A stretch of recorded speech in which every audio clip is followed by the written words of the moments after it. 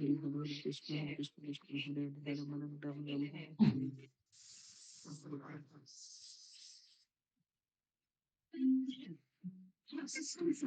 श्री कृष्ण अशोक प्रभु जी दंडवत प्रणाम से दोनों प्रणाम प्रभु जी, सभी भक्तों के चरणों में प्रणाम। दोनों प्रणाम प्राची माता जी, सुमिता माता जी, रोशनी माता जी, विशाल प्रभु जी, कृष्णा प्रणाम सभी भक्तों के चरणों में दंडवत प्रणाम। हरे कृष्णा दंडवत प्रणाम श्री भक्तों दंडवत प्रणाम। दोनों प्रणाम सभी भक्तों के चरणों में दंडवत प्रणाम। हरे कृष्णा हरे कृष्ण शुक्तला प्रभु जी दंडवत प्रणाम। दोनों प्रणाम माता जी। हरे कृष्णा दंडवत प्रणाम प्रभु जी, आपको भी दंडवत प्रणाम। माता जी आपको भी दंडवत प्रणाम। सभी भक्तों का चरणों में दंडवत प्रणाम। हरे कृष्णा दंडवत प्रणाम सभी भक्तों को दंडवत प्रणाम। हरे कृष्ण प्रभु जी दंडवत प्रणाम। हरे कृष्ण गुरु जी चरणों में कोटि कोटि दंडवत प्रणाम। हरे कृष्ण अशोक चावला प्रभु जी दंडवत प्रणाम। दंडवत प्रणाम प्रभु जी दंडवत प्रणाम। हरियाणी प्रभु जी दंडवत प्रणाम।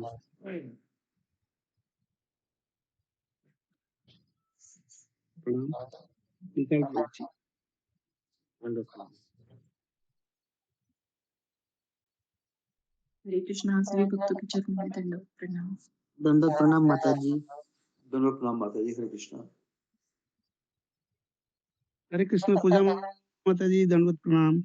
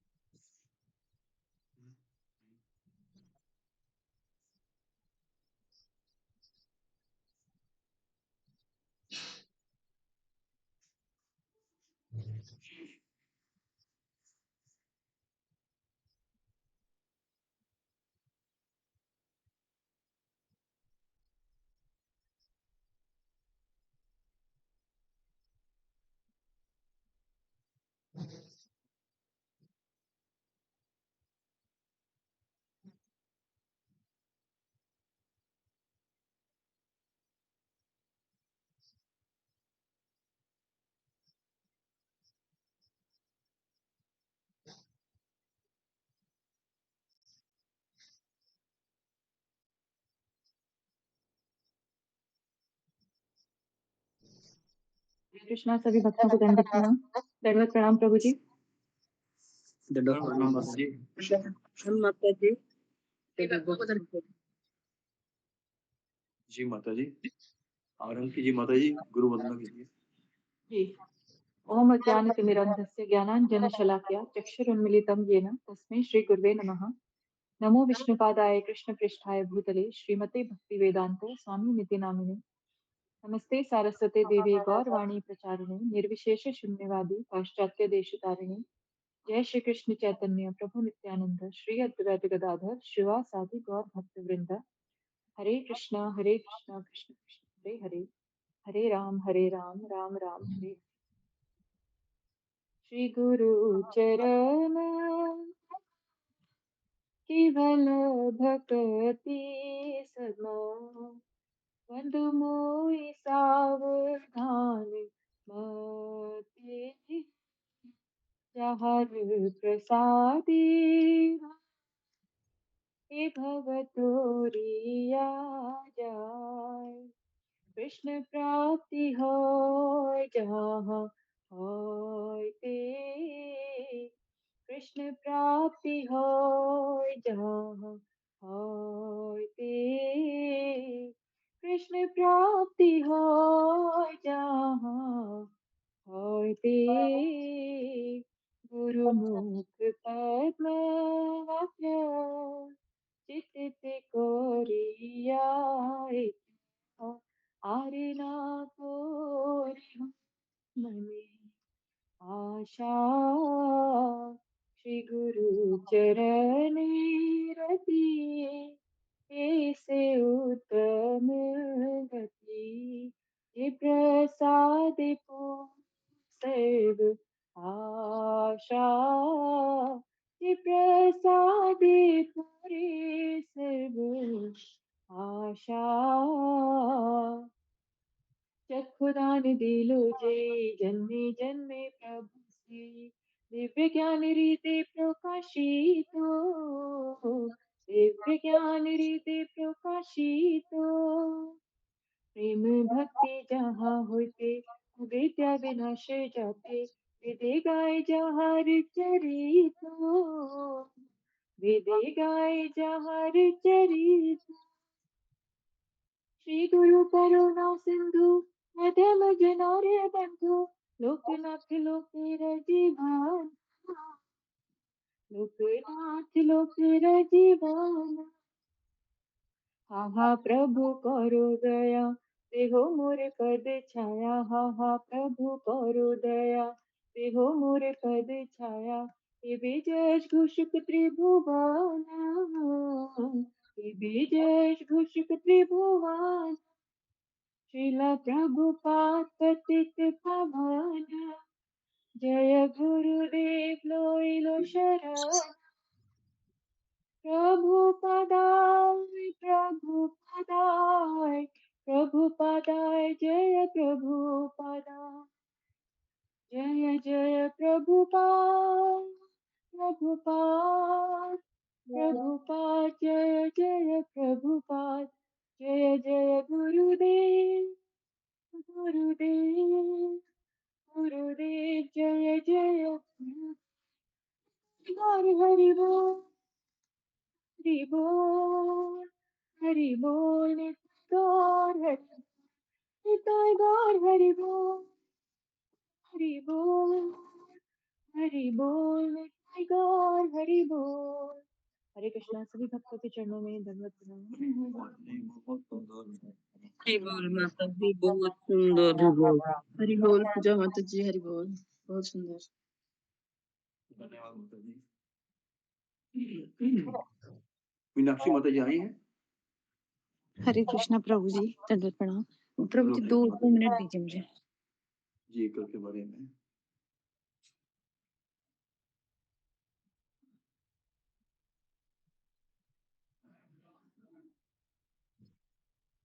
हरे कृष्ण कृष्ण कृष्ण हरे हरे हरे कृष्ण गुरु जी दंडवत प्रणाम हरे कृष्ण हरे कृष्ण सभी हरे भक्तों कृष्ण गुरु जी धन्यवाद प्रणाम सभी को धन्यवाद प्रणाम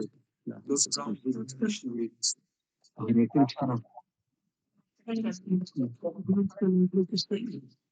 हरे कृष्ण गुरु पूजा हो गया क्या अशोक चावला प्रभु जी गुरु पूजा हो गया गुरु जी बस कल के बारे में बताना ही था इसका टर्न है आज मीनाक्षी रावत माता जी का गुरु जी गुरु क्यों नहीं हुआ बताने वाली है अभी हुआ गुरु पूजा अभी हुई है गुरु जी ओके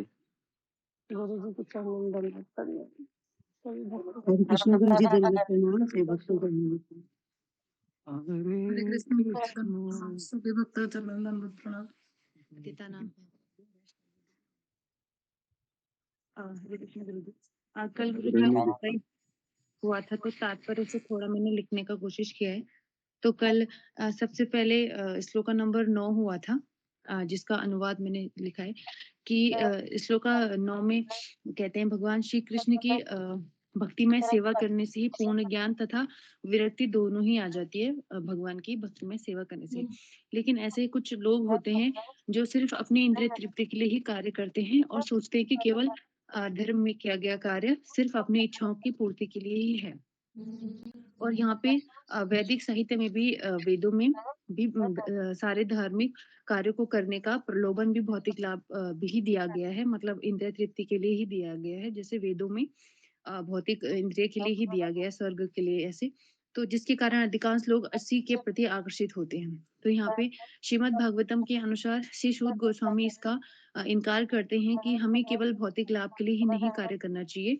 बल्कि हमें और ना ही उस लाभ को अपनी इंद्रिय तृप्ति में लगाना चाहिए बल्कि हमें भगवान की प्रसन्नता के लिए कार्य करना चाहिए तो इसलिए 9 में मैंने ये तात्पर्य लिखा है और श्लोका 10 में है कि मनुष्य जीवन की इच्छाएं केवल अपनी ही इंद्रिय तृप्ति के लिए नहीं करनी चाहिए बल्कि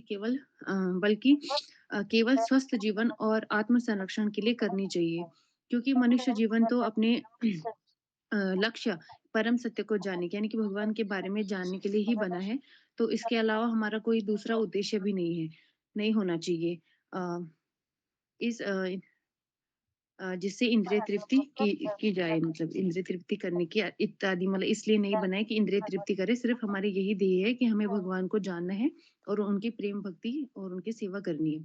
तो उदाहरण के लिए यहाँ पे श्लोका 10 में दिया गया था कि जैसे मतदाता जो होते हैं वो जो नेता होते हैं वो उनसे मत मांगते हैं, तो जब मतदाताओं की इंद्रिय तृप्ति नहीं कर पाते हैं नेता लोग, तो उनको वचन देते हैं कि हम आपकी जो भी इच्छाएं हैं उनको पूर्ण करेंगे, लेकिन जब वो इच्छाएं पूर्ण नहीं कर पाते हैं, जब उनकी इच्छाएं उनकी इंद्रियां तुष्ट नहीं होती है मतदाताओं की, तो उन्हें निराश होती है और वो क्या अपनी इंद्रियों की पुष्टि न होने के कारण जो नेता होते हैं उनको पदच्युत यानी कि उस सीट से हटा देते हैं, उस पद से हटा देते हैं।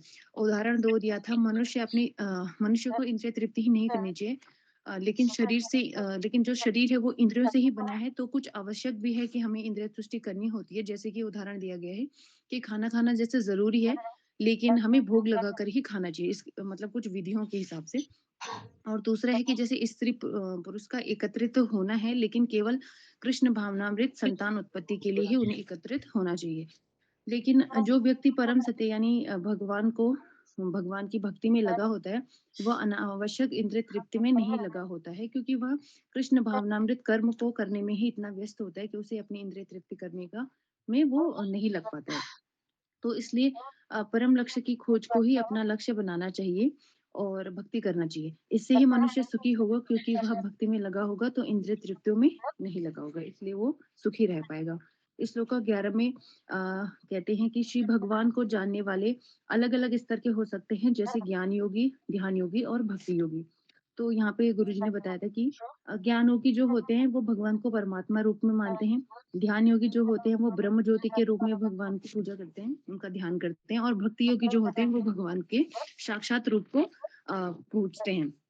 तो यहाँ पे गुरुजी ने पहले उदाहरण भी दिया था कि जैसे सूर्य का प्रकाश होता है, जो कि ध्यान योगी के लिए होता है, और जैसे उदाहरण दिया था कि सूर्य होता है, तो जो सूर्य का प्रकाश होता है उसे जो है ध्यान योगी समझता है, प्रकाश रूप में वो पूजता है। तो अगर कोई व्यक्ति कहता है कि सूर्य सिर्फ एक प्रकाश है, तो वो आधा ज्ञान है। दूसरा व्यक्ति होता है जो जानता है कि सूरज जब आ जाता है तो देखता है कि सूर्य का प्रकाश भी है प्लस वो गोल भी है, तो वो अधूरा ज्ञान है वो भी। लेकिन पूर्ण ज्ञान होता है कि सूर्य का प्रकाश भी है, सूर्य गोल भी है और सूर्य एक व्यक्ति है जिसका नाम विवस्वान है, तो ये पूर्ण ज्ञान होता है।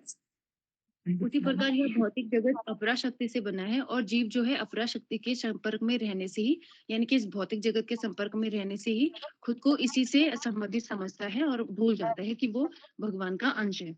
इस श्लोक 12 में कहते हैं कि ब्रह्म उनका भगवान का ब्रह्म। यहाँ पर रुक जाओ मीनाक्षी। धन्यवाद। कृष्ण। हरि बोल हरि बोल। हरे कृष्णा गुरुजी। हरे कृष्णा गुरुजी, दंडवत प्रणाम, सभी भक्तों को दंडवत। दंडवत प्रणाम। श्री कृष्ण गुरुजी, दंडवत प्रणाम, प्रणाम। हरे कृष्ण माता जी, दंडवत प्रणाम। सभी भक्त ये आपकी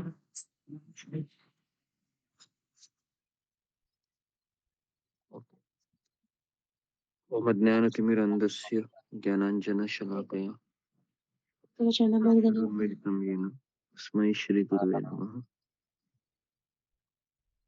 नमो विष्णुपदाय कृष्णप्रेष्ठाय भूतले श्रीमते राधानाथ स्वामी इति नामिने।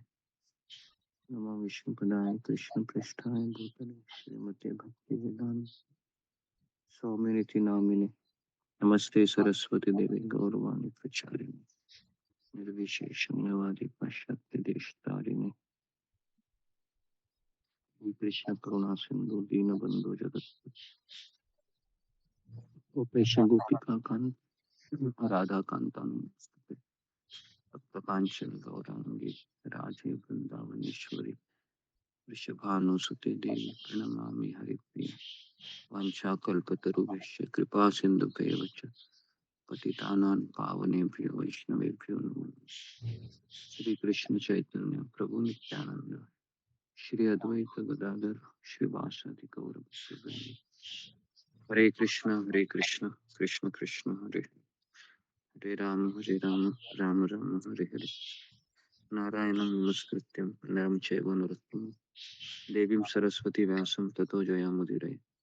नष्ट प्रायेषु भद्रेषु नित्यं भागवत सेवया भगवती उत्तम श्लोक भक्तिर्भवति नष्टि कृष्णाय वासुदेवाय देवकी नंदनाय नंद गोप कुमाराय गोविंदाय नमो नमः। हरे कृष्ण। आगे बढ़ते हैं। कहाँ तक हम आए थे? अशोक चावला प्रभु।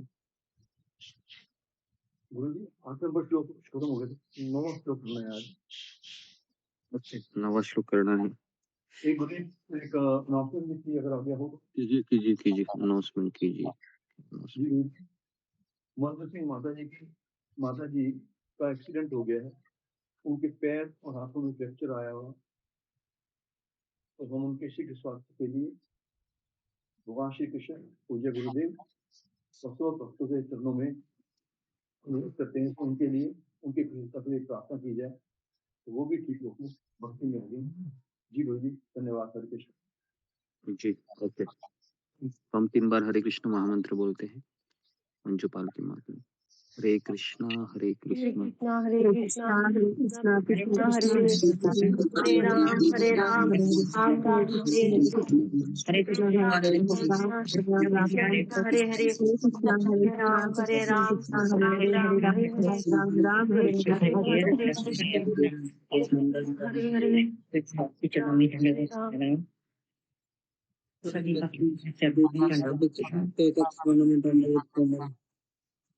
ओके, सब लोग अपने कैमरा ऑन कीजिए और माइक को बंद कीजिए। कैमरा आपका पूरा दिखना चाहिए। अगर कैमरा ठीक से नहीं है तो आपको रिमूव किया जाएगा। तो कल कितने श्लोक पढ़े थे अशोक चावला प्रभु? तो गुरु जी 22 देते। तो अभी श्लोक क्रमांक 8 पे हम चर्चा करते हैं।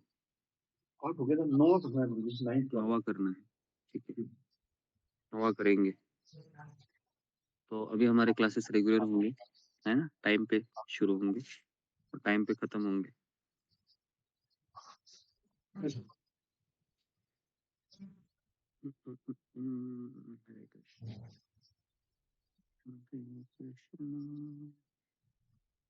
हरे कृष्ण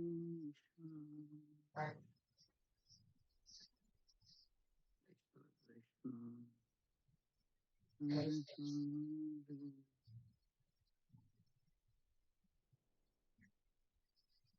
हरे हरे राम हरे राम। Okay, no. धर्मस्य यपि वर्गस्य नार्थ अर्थो य कल्पते नार्थस्य धर्मकांतस्य कामो लाभः। ओके, तो दूसरे अध्याय के जितने भी श्लोक है ना, ये एकदम दूसरा अध्याय इतना इम्पोर्टेंट है। और कोई अध्याय नहीं पढ़ेंगे, लेकिन दूसरा अध्याय हमको अच्छे से पढ़ना चाहिए। प्रभुपाद के तात्पर्य इसमें जबरदस्त तात्पर्य है प्रभुपाद के दूसरे अध्याय में। तो धर्मस्य ही अपवर्गस्य न अर्थ अर्थाय उपकल्पते न अर्थस्य धर्म एक अंतस्य काम लाभाय ही स्मृत। समस्त वृत्ति पर कार्य निश्चय ही परम मोक्ष के निमित्त होते हैं। उन्हें कभी भौतिक लाभ के लिए संपन्न नहीं किया जाना चाहिए। ऋषियों के अनुसार जो लोग परम वृत्ति में लगे हैं, उन्हें चाहिए कि इंद्रिय तृप्ति के संवर्धन हेतु भौतिक लाभ का उपयोग कदापि नहीं करना चाहिए। तात्पर्य हम पहले ही बता चुके हैं कि पूर्ण ज्ञान तथा भौतिक अस्तित्व से विरक्ति भगवान की शुद्धमय भक्ति सेवा के पीछे पीछे स्वतः ही आ जाती है। वो चीजें हैं जो हमको प्राप्त होती हैं अगर हम सेवा में लगते हैं। तो हमारे भक्तगण श्रवण करने में ज्यादा रुचि रखते हैं, सेवा के बारे में उनका कुछ पता नहीं है। तो इसके लिए कई लोग आते हैं, कई लोग चले जाते हैं। जो व्यक्ति सेवा में टिके रहता है वही व्यक्ति आगे बढ़ता है, क्योंकि श्रवणम का परिपक्व फल है कीर्तनम। कीर्तनम मतलब सेवा करना या भगवान के बारे में प्रचार करना। तो पूर्ण ज्ञान और विरक्ति ये दोनों पीछे पीछे चलती है भक्त। किंतु कुछ लोग ऐसे है जो मानते हैं कि धर्म सहित समस्त प्रकार की वृत्तियां भौतिक लाभ के निमित्त है। भौतिक लाभ का अर्थ है मेरा खुद के पैर पे कुल्हाड़ी मारना, भौतिक लाभ। जब कोई भक्त भी भौतिक लाभ के पीछे दौड़ता है तो वह खुद के पैर के ऊपर कुल्हाड़ी मारता है। अगर हम खुद के पैर के ऊपर कुल्हाड़ी मारेंगे तो इसमें चोट किसको मिलेगी? किसको मिलेगी? दूसरे को मिलेगी, मुझे मिलेगी। मुझे मिलेगी, बराबर है? के पैर के ऊपर कुल्हाड़ी मार। और अगर मैं कभी-कभी भक्ति करता है भक्त और फिर भौतिक इच्छाओं को भी पूर्ण करने में लगा रहता है। तो जैसे मान लो मैंने आग को प्रज्वलित किया है ईंधन डाल के और फिर मैं उसमें पानी भी डाल रहा हूँ। क्या नतीजा होगा इसका? इसका नतीजा होगा कि कुछ नहीं मिलेगा मुझे। तो भक्ति भी कर रहे हैं और मैं इंद्रिय तृप्ति में लगा हूँ, तो नतीजा क्या मिलेगा मुझे? नतीजा मुझे कुछ नहीं मिलेगा। एक भक्त के लिए भौतिक लाभ ये उसके सबसे बड़े शत्रु होते हैं। भौतिक लाभ में सबसे पहला लाभ क्या है? पहला लाभ है पैसा। पैसा ये सबसे बड़ा लाभ है ना? हर एक व्यक्ति है। जैसे अभी मैं गोवर्धन को विलेज में आया हूँ, नदी के किनारे बैठा हूँ, तो मुझे एक भी व्यक्ति दिखाई नहीं देता है। पौधे दिख रहे हैं, पानी दिख रहा है, आकाश दिख रहा है, सूर्य दिख रहा है। लेकिन अगर आप शहर में जाओगे इस समय, जैसे दिल्ली में था मैं, तो मेट्रो में इतने लोग दौड़ते थे, है ना? एक के पीछे एक, एक के पीछे एक, एक के पीछे एक, एक के पीछे एक लगे रहते हैं। ऐसा लगता था कि कोई व्यक्ति रिमोट कंट्रोल दबा रहा है करके सब लोग पीछे लगे रहते हैं। टिकट काउंटर के पीछे, नहीं तो फिर वो मेट्रो के एंट्री करने के पीछे, नहीं है में लाइन लगाते थे। ऐसा लग रहा था कि कोई व्यक्ति है रिमोट दबा रहा है और तक तक तक तक तक लाइन में। कौन कौन रिमोट दबाता है? रिमोट दबाने वाली एक ही व्यक्ति है, वो है दुर्गा देवी। और जब वो रजोगुण का रिमोट दबाती है, वो सुबह 6 बजे से लेके 7 बजे से लेके दोपहर के 5-6 बजे तक एक ही रिमोट दबाती है। वो कौन सा? रजोगुण का। टक टक टक टक टक पूरी दुनिया है वो चलती रहती है रजोगुण में। और फिर जैसे ही 6 बज गए शाम के, तमोगुण शुरू होता है। फिर तो व्यक्ति सोचता भी नहीं है क्या अच्छा है क्या बुरा है, बस लगे रहता है ना? फिर रात तक वो मौज मजा में लगा रहेगा और फिर सुबह जैसे होगा, अगर वो सुबह जल्दी उठता है, थोड़ा दिमाग उसका शांत रहेगा। लेकिन ऑलमोस्ट कलयुग में सब लोग 7 बजे के बाद उठते हैं, 6-7 बजे के। और अगर भक्त भी फिर 6-7 बजे के बाद उठता है, फिर तो पूछो मत।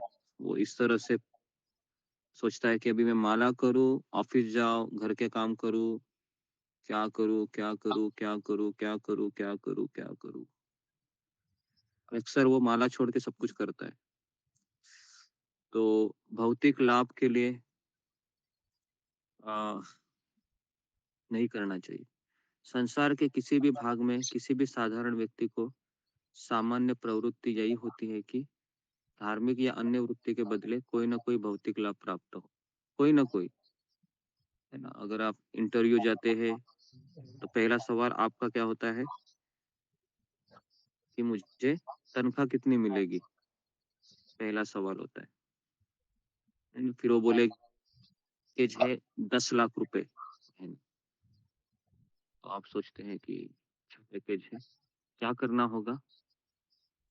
तो बोलते हैं कि आप फिर फैक्ट्री में सब मैनेज करना होगा, प्रोडक्शन, मेंटेनेंस, मैन्युफैक्चरिंग। तो फिर वो अपने आप को बेच देता है वो फिर 10 घंटे के लिए। किसके लिए बेचता है वो? भौतिक लाभ, पैसा। इस संसार में दो चीजें बहुत फेमस है, प्रभुपाद कहते हैं, कंचन और कामिनी। कल ही आपने पढ़ा होगा ना, पढ़ा होगा शायद, तो पद तात्पर्य में लिखते हैं शन मतलब ये भी बोलते हैं जी, सोना। इस संसार में सोना है, सबको प्रिय है ना? अगर मैं आपको कहूँ कि सोने का 50 किलो का सोने का बैग है, क्या आप लेके जाओगे एक जगह से दूसरी जगह? और दूसरा बैग रहेगा जिसमें सीमेंट की गोनी रहेगी, है ना? वो रहेगी केवल 30 किलो की। और अगर आपको ऑप्शन दिया जाए कि दोनों में से आपको एक पोती लेना है, तो हम कौन सा पोती लेंगे? पूछने वाली बात तो है नहीं। तो हम वो 50 केजी का सोना का, है ना, कितना भी भारी हो, लेंगे। क्यों क्यों लेंगे? क्योंकि भौतिक लाभ मेरे पूर्ण होंगे, भौतिक लाभ। ओके। और दूसरा है कामिनी।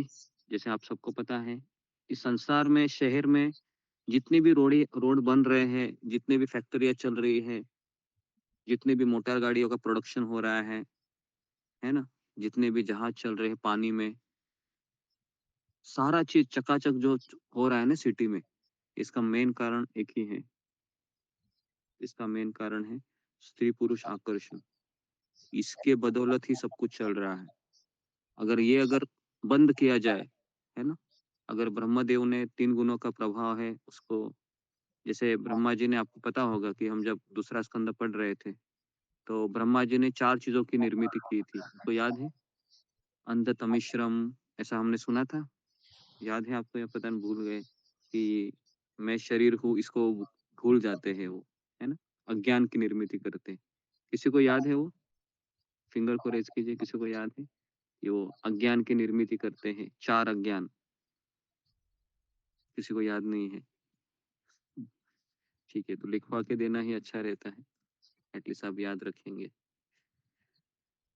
जी। तो संसार के किसी भी भाग में, है ना, ये सारी चीजें चलता रहता है ना। मुझे याद है कि जब मैं पहली बार अमेरिका गया था, तो मैंने आपको बताया था कि अमेरिका जैसे संपन्न देश में भी इतनी इंद्रिय तृप्ति होती है ना। जैसे अभी मैं कुछ दिन पहले, हम गोवर्धन इको विलेज में भी हम ऐसे चल रहे थे परिवार के साथ, तो वहां पर एक छोटी सी 9th स्टैंडर्ड की एक लड़की थी, स्कूटर के ही बगल में बैठी थी। और यहाँ पर काफी लोग आते हैं ना अलग अलग कोने से, तो सिगरेट पी रही थी। तो आश्चर्य लगा, क्योंकि कॉलेज के लड़के पीते हैं तो ठीक लगता है, लेकिन अभी तो ये कल्चर स्कूल में भी आ गया है ना। तो दुनिया के किसी भी कोने में हम जाएंगे तो एक चीज बहुत ज्यादा दिखती है ना, क्योंकि हम सब लोग बद्ध जीव है, और बद्ध जीव का लक्षण है कि हम सभी सुख चाहते हैं, है ना, सुख चाहते हैं। तो भक्त के जीवन में भी बहुत कसौटी होती है, क्योंकि अगर उसकी माला अच्छे से नहीं होती है, उसकी साधना अच्छे से नहीं है, वो एब्जॉर्ब नहीं है भगवान के नाम में, श्रवणम में, कीर्तनम में, तो फिर वो भी यही करेगा। क्योंकि इस संसार के जो गुणों का प्रभाव है, इसको झेल पाना आसान नहीं है। विषया विनिवर्तन्ते निराहारस्य देहिनाम, रसोवर्जम रसोपेश्यम परम दुष्टा निवर्तन। तो जब तक हम विषयों से अलग नहीं होते हैं, लेकिन हम देखते हैं कि जब तक हम एब्जॉर्ब होना चाहिए, एब्जॉर्ब का अर्थ पता है क्या है? एब्जॉर्ब का अर्थ है कि तल्लीन होना चाहिए, घुस जाना चाहिए उस चीज में, भगवान के नाम में। हर एक शब्द हमको श्रवण करना चाहिए, हर एक शब्द अगर मिस होता है तो हमको तड़पना चाहिए कि मेरा मिस हो गया है। हम्म, लेकिन हमको तड़प इसलिए नहीं कि रोज क्लासेस होते हैं, क्लासेस तो रोज होते हैं, उसमें क्या है, आज का क्लास मिस हो गया, कल सुनेंगे, कल का क्लास मिस हो गया, परसों सुनेंगे। ये आदत हमें भक्ति से नीचे गिरा देती है, क्योंकि भगवान चाहते हैं कि हम आगे बढ़े, और जैसे जैसे हम भक्ति मार्ग में आगे बढ़ते हैं, कांच के टुकड़े ज्यादा हो जाते हैं और नंगे पैर चलना है, घाव लग जाते हैं, खून बहता है, लेकिन कृष्ण सामने से कहते हैं, आ जाओ आ जाओ आ जाओ आ जाओ आ जाओ, मैंने तुमको भक्तों का संग दिया है। तो एक दूसरे को देखते देखते हम आगे बढ़ते हैं। तो भौतिक लाभ, ये हमारे लिए सबसे खतरनाक चीज है ना, कंचन कामिनी। इसलिए न धनम न जनम न सुंदरीम कविताम वा जगदीश कामये मम जन्मनि जन्मनीश्वरे भवताद भक्तिर अहेतुकी भय। तो लेकिन ये तभी होगा जब हम तृणादपि सुनिचेन होंगे। जब तक हम तृणादपि सुनिचेन नहीं होंगे, तक वो इतना आसान नहीं है इस संसार की चमकीली वस्तुओं को छोड़ना, क्योंकि 3 गुणों का प्रभाव हमको हमेशा उकसाते रहेगा, विचलित करता रहेगा, और हम विचलित होते रहेंगे, क्योंकि वो एक भक्त बता रहे थे, लंदन में एक ब्रह्मचारी थे, रास्ते से जा रहे थे, और जैसे रास्ते से जा रहे थे बहुत कीर्तन चल रहा था, नगर संकीर्तन, है ना, डांस कर रहा था वो, करताल बजा रहा था, बहुत उत्साह से वो नाच भी रहा था, लेकिन अचानक उसकी एक नजर एक दुकान पर पड़ गई, और उसी दुकान को वो देख रहा था, और दुकान को देख रहा था, और सीधा वो चल भी रहा था, और अचानक उसका सर है वो किसी खंबे को टकरा गया जोर से, और तब उसको पता चला कि मैं, क्योंकि कंटिन्यूस वो 5 मिनट वही देख रहा था वो, है ना। वो कल उसका भागवतम क्लास था उसी ब्रह्मचारी का, तो मंदिर में वो बता रहा था प्रवचन में, कल मैं नगर संकीर्तन के लिए निकला था, और अचानक मेरी नजर एक दुकान पे चली गई थी, और उसी दुकान को देख रहा था वो कंटिन्यूस। सोचो, कीर्तन चल रहा है, जोर जोर से हरिनाम लिया जा रहा है, भक्त लोग उत्साह से नाच रहे हैं, लेकिन इतना होने के बाद भी वो कह रहे थे कि मेरी नजर ही नहीं हट रही थी। वो पता था कौन सा दुकान था वो? इसका वो टिफिन निकाल देगा, दुकान था, नहीं खा रहा, खिला देता है। बियर बार थी वो, दारू का दुकान था। कल से छोड़ देगा। तो बता रहे थे वो सब्जी कि थोड़ा मैं सा भक्ति तीखा से आने से पहले इधर ही ज्यादा समय बिताता था, है ना, ज्यादा समय वहीं पर बीतता था उसका। तो कह रहे थे कि इतना आसान नहीं है ना, उसको याद आ रहा था सारी चीजें। तो उन्होंने कहा कि भक्तों के संग ने मुझे बचा लिया, उस खंबे से मैं टकरा गया, है ना, वो भगवान की इच्छा थी। भगवान ने कहा कि खंबे के टकराने के बाद जो घाव मुझे मिला, उस घाव ने मुझे याद दिलाया कि मैं कितना सेफ जगह हूँ अभी। ये नहीं कि वो दुकान के वो घुस के चले गए, ऐसा नहीं था वो कह रहे थे कि मुझे वो रिमाइंडर मिल रहा था, और मैं खुश था कि मैं कितने अच्छी जगह हूँ अभी मैं, मेरे आमने सामने सभी भक्तगण हैं, है ना? मैं उस नरक में नहीं जाना चाहता हूँ। कृष्णा, आपने मुझे बचा लिया। आपका बहुत बहुत धन्यवाद।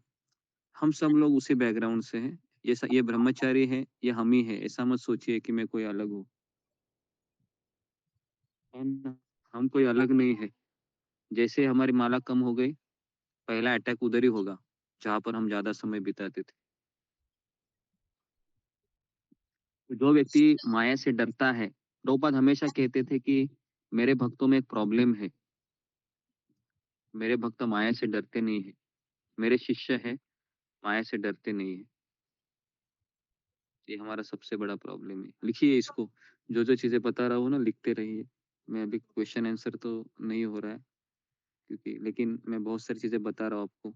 ब्रह्मचारी का लाइफ है, उसको भी आप जरा, है ना, बहुत सुंदर स्टोरी है वो, हमारे लिए प्रेरणा देने वाली है। बराबर है।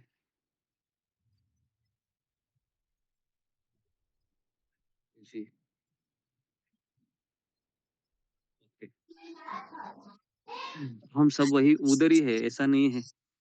तो इसके लिए मनुष्याणाम सहस्रेषु कश्चिद् यतति सिद्धये। हजारों में से एक व्यक्ति है इस मार्ग पर चलना चाहता है। हर कोई मार्ग पर नहीं चल सकता। हम चाहते हैं कि मेरा पति चले, मेरी पत्नी चले, मेरे बच्चे चले, मेरी माँ चले, मेरे बाप चले। नहीं, मनुष्याणाम सहस्रेषु, हजारों में से एक व्यक्ति इस मार्ग पर चलना चाहेगा। मनुष्याणाम सहस्रेषु कश्चिद् यतति सिद्धये यततामपि सिद्धानां कश्चिन्मान् वेत्ति तत्त्वतः। तो हजारों में से एक व्यक्ति इस मार्ग पर चलना चाहता है। तो आप सभी लोग हजारों में से एक है, लेकिन हजारों में से एक बने रहना भी आसान है क्या? हजारों में से एक बनना आसान है? लगे रहना, टिके रहना, है ना? पहले भागवत में आपको पता है, भागवत महात्म्य शुरू किया था तो 90 लोग थे, बराबर है? क्या लगता है आपको? 90 लोग थे ना? अभी कितने हैं? अभी 65 है, बराबर है? ये भी कम होगा, धीरे धीरे धीरे धीरे धीरे धीरे, बराबर है? अभी हमारा प्रचार कार्य भी बंद है, कोई सेवा भी नहीं करता है कॉलिंग का। तो पता नहीं, इतना सब सुनने के बाद भी हमको सेवाएं करनी चाहिए, लेकिन सब घर गृहस्थी में लगे हुए हैं। तो भौतिक लाभ से इच्छाओं की पूर्ति हो सकती है और इच्छाओं की पूर्ति से इंद्रिय तुष्टि होती है ना। धर्म अर्थ काम मोक्ष हमने बताया था आपको। आम के सत्य होने के बाद बहुत दुखी होता है बेचारा, दुखी।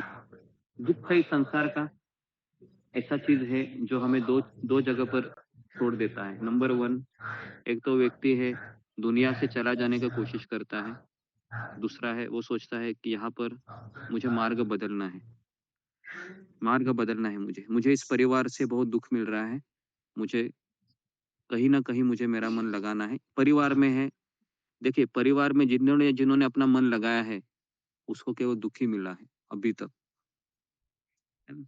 कितने लोगों का ये अनुभव है? फिंगर को रेज कीजिए। जिन्होंने परिवार में ही अपना मन लगाया है, केवल और केवल दुख मिला है।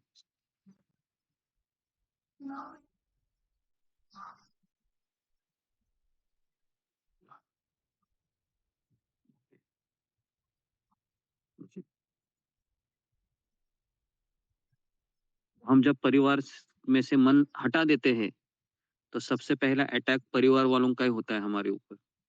ये भी कितने लोगों ने देखा है कि अगर आपने मन हटाने की कोशिश की कि मुझे अभी परिवार में मन नहीं लगाना है, मैं जरा भक्ति में मन लगाती हूँ या लगाता हूँ, तो फिर वहां से फिर तुरंत आक्रमण होने शुरू होते हैं।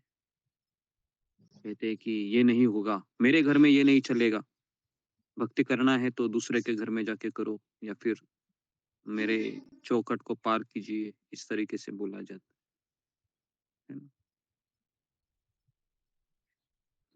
मेरे घर में सब नहीं चलेगा, है ना।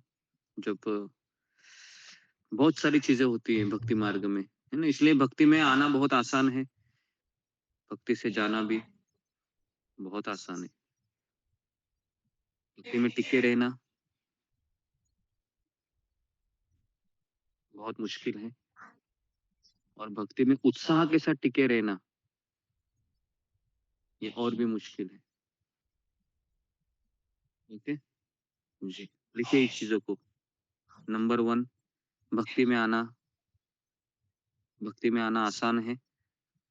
आसान मतलब वो भी मुश्किल ही है, भक्ति में आना भी आसान नहीं है एक तरीके से, लेकिन बाय चांस आ भी गए, है ना। भक्ति में आना आसान है, भक्ति में से जाना और भी आसान है। भक्ति से जाने के लिए क्या करना होगा आपको? भक्ति से जाने के लिए आपको बस केवल माला को रोक दीजिए, भक्ति से चले जाएंगे तुरंत। जिस दिन आपने माला रोक दी, कितने लोगों का ये अनुभव है ऐसे, आपकी माला अगर नहीं होती है ना, मान लो, तो तुरंत अटैक होता है कि नहीं? कितने लोगों का ये अनुभव है? तुरंत आपके अंदर की भड़ास सब जग जाएगी, तुरंत, ज्यादा समय नहीं लगेगा, शायद शाम को ही होगा, है ना? और आपको लगेगा कि बाप रे, ये क्या हो रहा है मेरे साथ? पहले तो मैं ऐसा नहीं था, पहले तो ऐसे नहीं थी, कल तक तो मैं बहुत अच्छा था। तो ये सारे विचार आने लगेंगे, है ना? और फिर उस दिन अगर आपने अपने आप को रोक पाया तो ठीक है, लेकिन दूसरे दिन भी आपका यही हाल हुआ, तो दूसरे दिन 100% आप वही चीज करेंगे जो भक्ति में नहीं करनी चाहिए थी। है ना? तो इसलिए ये मार्ग ही ऐसा है कि, लेकिन इस मार्ग में ना कृष्ण की कृपा बहुत मिलती रहती है। अगर आप भक्तों के संग में हैं तो बहुत ब्लिसफुल रहोगे, भक्तों के संग, है ना? तो इसके लिए तुकाराम महाराज भी कहते हैं, हमारे महाराष्ट्र के संत है, क्योंकि मैं इन्हीं को जानता था प्रभुपाद जी से मिलने से पहले। तो कहते हैं, हेची दान देगा देवा, तुझा विसर न व्हावा। ना हेची दान, दान मतलब यही दान देना कृष्ण भगवान मुझे, कि आपको कभी मैं भूल ना जाऊं। हेची दान देगा देवा, तुझा विसर न व्हावा, गुण गायन आवडी, हमेशा मैं आपके गुणों का बखान करता रहूंगा, वो भी बहुत उत्साह से। ही समाजी सर्व जोड़ी, और यही मेरा जीवन होना चाहिए। न लगे मुक्ति आनी संपदा, मुझे मुक्ति भी नहीं चाहिए और मुझे कोई संपदा भी नहीं चाहिए, कोई ऐश्वर्य नहीं चाहिए। संत संग देई सदा, बस मुझे एक ही चीज चाहिए, संतों का संग दीजिए, है ना? और आपको यहाँ पर मिल रहा है, लेकिन जिसको इसकी वैल्यू नहीं है, फिर वो और कहाँ जाएगा इस संसार में? आश्चर्य है, क्योंकि संसार में जो दुर्लभ चीज है वो यही है कि भक्तों का संग मिलना। महाप्रकाश लीला में चैतन्य महाप्रभु जितने भी भक्तों को बोलते हैं, हरिदास ठाकुर ले लो या फिर श्रीधर कोलावेचा ले लो, अद्वैत आचार्य ले लो, है ना, फिर मुरारी गुप्ता ले लो, बहुत सारे आचार्य, सब ने एक ही चीज बोला है, सब ने भगवान से एक ही चीज मांगा है। किसी ने भगवान से ये नहीं कहा कि मैं मुझे आपके साथ रख लो करके, किसी ने नहीं कहा। सबने एक ही चीज मांगी। क्या मांगी पता है? सबने एक ही चीज मांगी कि मुझे आपके भक्तों का संग दीजिए। इस संसार में वही चीज सबसे सेफ है, जिसको मिल गया है वो माला माल है, धनवान है इस संसार का, वो सबसे धनवान व्यक्ति है अगर उसके इर्द गिर्द बहुत सारे भक्त हैं। जैसे हम वृंदावन में थे अभी 3-4 दिन पहले, लग रहा था कि बहुत धनवान हो हैं हम, सब जगह पर भक्त दिखते हैं, माला करते हुए चल रहे हैं, साथ में प्रसाद ले रहे थे, परिक्रमा कर रहे थे, गोवर्धन परिक्रमा है ना? ऐसा लग रहा था कि बस यहीं पर रहो, यहीं पर जीवन कट जाए। तो भक्तों का संग मिलना है, ये सबसे बड़ा गिफ्ट है, और ये गिफ्ट सबको नहीं मिलता है, सबको नहीं मिलता है। ये उसी व्यक्ति को मिलता है जो इसकी कदर करना जानता है, तो उसकी कदर करेगा, उसी को ये गिफ्ट मिलता है।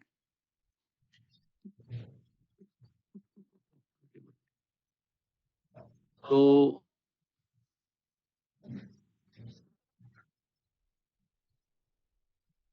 मनुष्य को चाहिए कि केवल भौतिक लाभ के लिए ही कोई वृत्ति न अपनाए, न हो भौतिक लाभ का उपयोग इंद्रिय तृप्ति के लिए किया जाए। भौतिक लाभ का सदुपयोग किस प्रकार किया जा सकता है, इसका वर्णन आगे होगा। अभी अगले श्लोक में हम जाते हैं। कामस्य न इंद्रिय प्रीति लाभ जीवे तयावता, जीवस्य जीवस्य तत्व जिज्ञासा नार्थो यच्चेह कर्म भी। जीवन की इच्छा इंद्रिय तृप्ति की ओर लक्षित नहीं होनी चाहिए। कहाँ होनी चाहिए फिर? मनुष्य को केवल स्वस्थ जीवन की दो चीजें करनी चाहिए। लिखिए, मनुष्य को कौन सी दो चीजें करनी चाहिए भागवत के अनुसार? पहला सवाल आज, मनुष्य को कौन सी दो चीजें करनी चाहिए अगर मनुष्य जन्म मिला है? लिखिए, सब लोग कैमरा ऑन कीजिए। दो चीजों के लिए हमें इच्छा करनी चाहिए।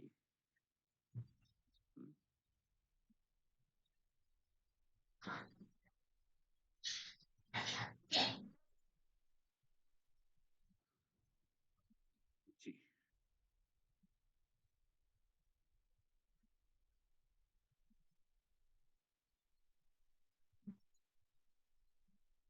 दो चीजों की इच्छा करनी चाहिए, दो चीजें है ना। भागवत में दो चीजें लिखी है। पहला है, क्या लिखा है? स्वस्थ जीवन। अभी स्वस्थ जीवन मतलब क्या? घर में हीटर होना चाहिए, एसी होनी चाहिए। क्या लगता है आप, स्वस्थ जीवन का मतलब क्या हो सकता है? हीटर, गीजर या फिर सोफा, ये सब चीजें थोड़ी ना स्वस्थ जीवन बना, उल्टा स्वस्थ जीवन ही दुखी जीवन बनाती है ये चीजें। जितना हम लग्जरियस जीवन जिएंगे, इसका परिणाम ये होगा कि हम उससे आसक्त होकर हमारा खर्चा बढ़ाएंगे और उसी खर्चे को मेंटेन करने के लिए और मेहनत करनी होगी और कष्ट करना होगा, है ना। ठीक है, तो स्वस्थ जीवन का अर्थ क्या है? स्वस्थ जीवन का अर्थ है कि रोटी कपड़ा मकान है, इनके लिए कार्य करो। रोटी कपड़ा मकान, अगर मकान महंगे हैं भाड़े के घर में रहो, है ना। ये ऐसा नहीं कि मकान नहीं है तो मैं पूरा 50 साल तक काम करता रहूंगा, 60 साल तक काम करता रहूंगा और कर्जा लूंगा, बैंक से लोन लूंगा 30 लाख 20 लाख 25 लाख, और उसको मैं पेड करता रहूंगा। हम्म, तो इसको जी, तो इसको भौतिक जीवन या इसको स्वस्थ जीवन नहीं कहते। स्वस्थ जीवन किसे कहते हैं? देखिए, स्वस्थ जीवन किसे कहते हैं? ओके, स्वस्थ जीवन कहते हैं कि सिंपल, साधारण रहना है और अधिक समय भागवत हरिनाम में लगाना है, स्वस्थ जीवन।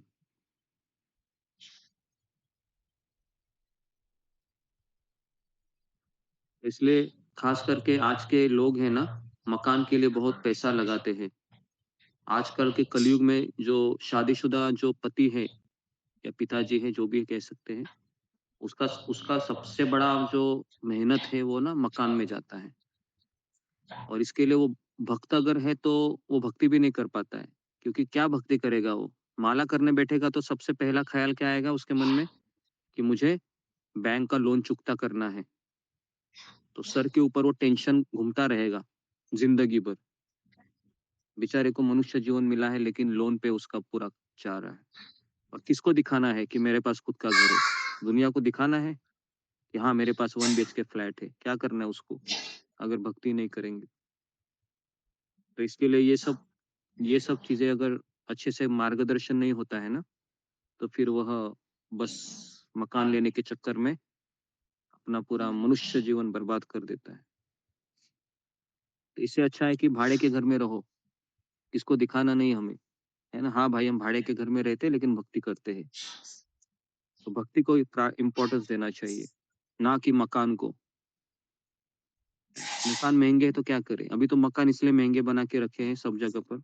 वृंदावन में गए थे हम, है ना, तो कृष्ण बलराम मंदिर के सामने अभी 50 लाख 40 लाख ऐसे रेट चल रहे हैं, है ना। इस्कॉन में भी, इस्कॉन के सामने है ना। तो सब लोग उधर, और मकान लेने के चक्कर में भक्ति ही बगल में रह जाती है फिर, है ना? क्या करना है? रेंट पे रहिए, अगर महंगे है तो थोड़ा सा और दूर चले जाइए 4 किलोमीटर, उधर रहिए। उधर भी महंगे लगते और दूर जाइए। लेकिन कर्जा लेके जीने से अच्छा है कि थोड़ा दूर जाके रहिए, है ना।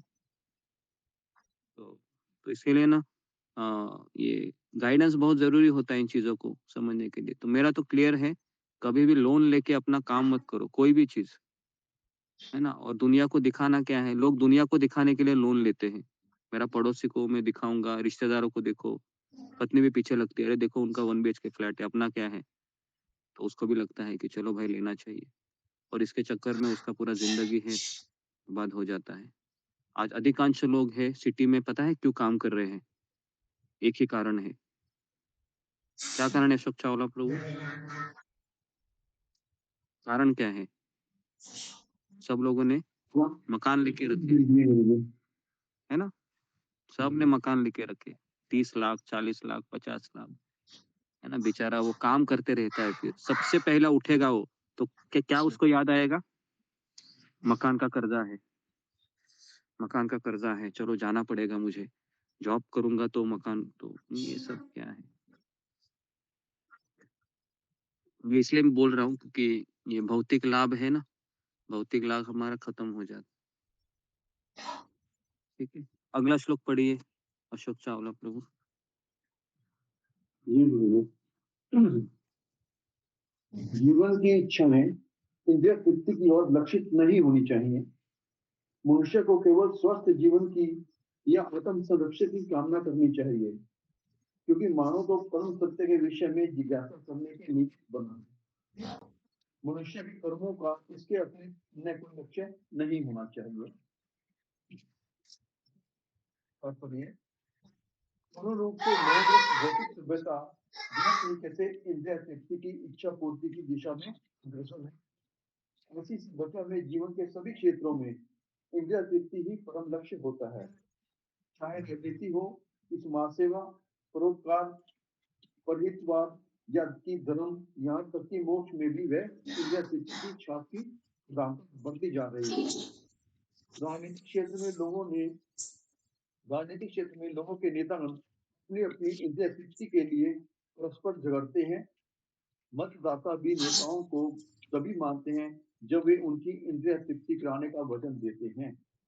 जब मतदाता अपनी इंद्रिय तृप्ति में असंतुष्ट हो जाते हैं, तब वे नेता को पदच्युत करा देते हैं। नेता भी मतदाताओं की इंद्रियों की तुष्टि न करके उन्हें सदैव निराश करते हैं। अन्य क्षेत्रों में भी यही लागू होता है। कोई भी जीवन की समस्याओं के प्रति गंभीर नहीं है। यहाँ तक कि मोक्ष मार्गगामी मोक्ष भी परम सत्य से सदाकार होने की इच्छा करते हैं और इंद्रिय तृप्ति के लिए आध्यात्मिक आत्महत्या करने का उद्यम रहते हैं।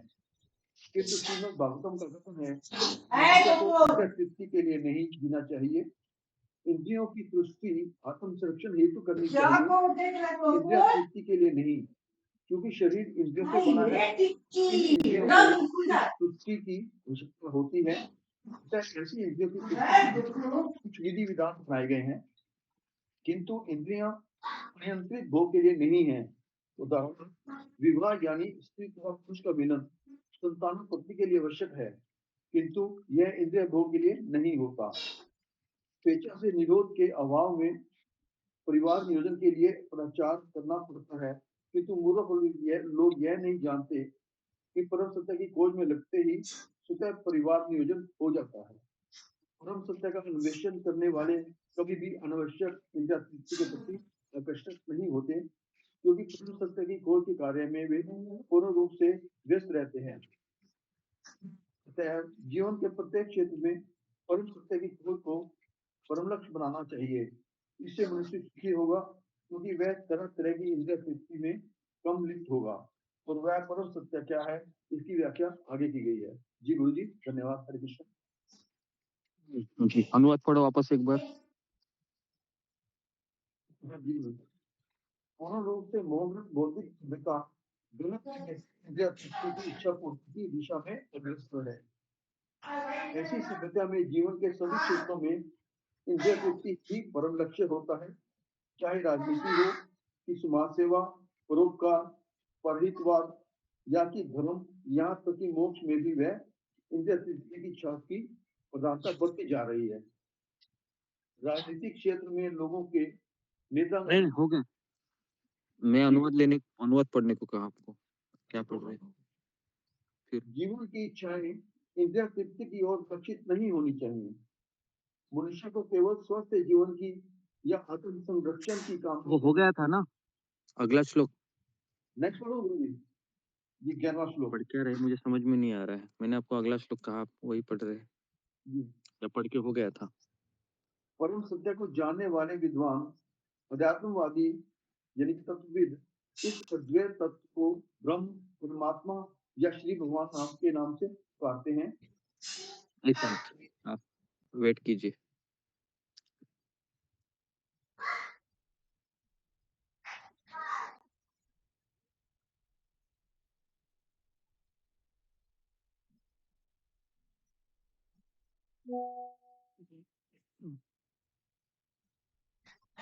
श्लोक क्रमांक 9, 10. ओके.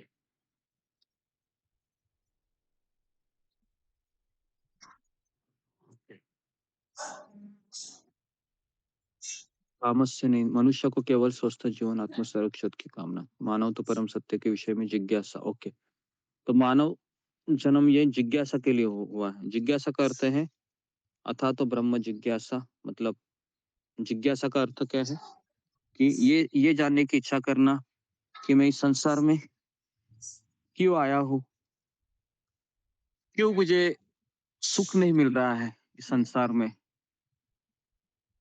मेरे सामने सारी चीजें हैं जो मुझे लगता है कि सुख मिलेगा इनसे, लेकिन मुझे सुख क्यों नहीं मिल रहा है. इन प्रश्नों के उत्तर जो व्यक्ति खोजता है उसको जिज्ञासु कहते हैं. लेकिन वापस मैं कह रहा हूँ कि एक होता है किताबें पढ़कर जिज्ञासु होना, वो अलग होता है, और दूसरा होता है कि स्वयं जिज्ञासु बनना, है ना. तो जिज्ञासु बनना है रहता है वो, इसका मैं मूर्तिमंत उदाहरण दूंगा आपको, परम पूज्य राधानाथ स्वामी महाराज. जिज्ञासु व्यक्ति वो रुकता नहीं है, चलते रहता है, वो रुकता नहीं है. और भक्त है, साधक है, वो रुक जाता है, क्योंकि साधक कभी कभी बहुत परिश्रम करता है अपने मन को भगवान की लीला, भगवान के नाम, भगवान की कथा में केंद्रित करने के लिए.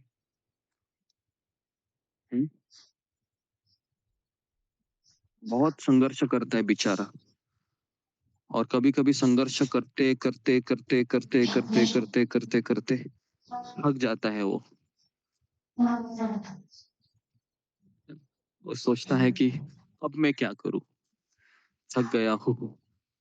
फिर नेचुरली जैसे थक जाता है, माया देवी उसको कहते हैं आजा बेटा मेरे पास आजा. और फिर वह माया उसको घुमाती है, और जैसे ही घुमाती है उसको पता चलता है, वापस ट्रैक पे आता है ना. तो भक्त का भी ऐसा ही रूटीन होता है, कभी कभी मंडे टू सैटरडे, संडे के दिन रिलैक्स करता है, और फिर वापस मंडे चलता रहता. तो जिज्ञासा अथा तो ब्रह्म जिज्ञासा, जिज्ञासा करनी चाहिए कि मैं कहाँ जा रहा हूँ, क्यों जा रहा हूँ, है ना. क्या घर का काम करने के लिए मैं बनी हूँ, या जॉब करने के लिए मैं बनी हूँ. अपने उत्तरदायित्व तो करना है, लेकिन ये करते करते करते करते हम जीवन के लक्ष्य को भूल जाएंगे. तो फिर वापस अगला जन्म, आदि शंकराचार्य कहते हैं पुनरपि जननम पुनरपि मरणम पुनरपि जननी जठरे शयनम, हे संसारे भव दुखारे कृपया पाहे पारि मुरारे. वापस जन्म ले लूं, वापस मुक्ति ले लूं, वापस शादी करे, वापस बच्चे पैदा करे, वापस बूढ़ा हो जाए, वापस पोते से खेल ले. तो इसके लिए आत्म संरक्षण और स्वस्थ जीवन, इनके लिए हमें मनुष्य जीवन में करना चाहिए मैक्सिमम. स्वस्थ जीवन मतलब आत्म संरक्षण का अर्थ है कि अपनी आत्मा की रक्षा करना. आत्म संरक्षण, और उसके लिए मुझे शरीर की भी रक्षा करनी है. क्यों रक्षा करनी शरीर की? क्योंकि शरीर के भीतर कौन रहता है, कौन रहता है शरीर के भीतर? भीतर परमात्मा आत्मा रहता है. शरीर के भीतर आत्मा रहता है, तो इसके लिए मुझे इसकी रक्षा करनी चाहिए, है ना. तो ऐसा नहीं आप बोलोगे अरे मैं तो आत्मा हूँ, शेर के सामने अभी चला जाता हूँ, शरीर को खा जाए, आत्मा का तो नहीं खाएगा वो। कैसे करेंगे हम? तो नहीं करेंगे। तो शरीर की भी रक्षा करना जरूरी है ताकि मैं भक्ति में बना रहूं। अगर आपको बुखार होगा, खांसी होगी, जुकाम होगा, तो आप बोलोगे मैं तो आत्मा हूँ, शरीर नहीं हूँ। लेकिन इसका परिणाम हमारे जपा के ऊपर होता है कि नहीं? कितने लोगों का ये अनुभव है, बीमार पड़ेंगे, शरीर ठीक नहीं रहेगा, तो माला होती है अच्छे से?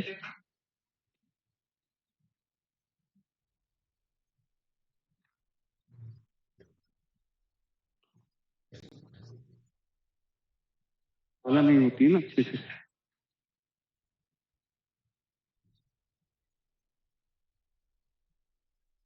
रुक जाती।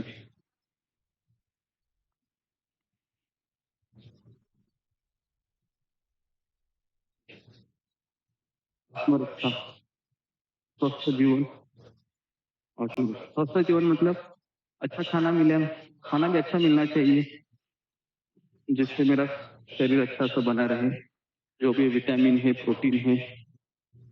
ऐसा मत सोचिए, क्योंकि अगर आप भक्ति कर रहे हैं तो एक शरीर आपका क्या बोल सकते हो, एक शरीर आपका एक यंत्र है जो भगवान ने हमको दिया है ताकि हम भक्ति करें। तो इसलिए इस शरीर का देखभाल करना बहुत जरूरी है, तब जाके माला अच्छे से कर सकते हैं। तो इसके लिए हमको रेगुलरली शारीरिक स्वास्थ्य का भी देखभाल करना होगा, नहीं तो बुढ़ापे के समय हम भक्ति नहीं कर सकेंगे, है ना। Back pain, diabetes, blood pressure, ये सारी चीजें फिर आने लगती हैं। इसलिए शारीरिक स्वास्थ्य भी रखना बहुत जरूरी है। लेकिन शारीरिक स्वास्थ्य जीवन का ध्येय बनाना तो गलत ही है।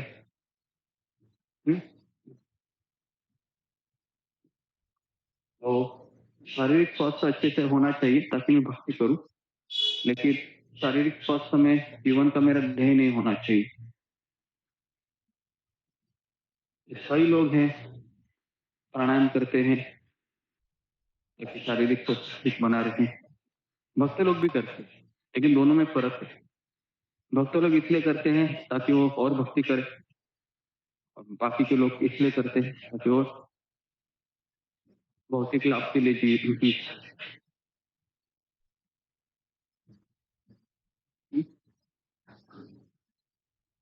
इसलिए दो चीजें होनी चाहिए, स्वस्थ जीवन और दूसरा है आत्मरक्षा, आत्म संरक्षण।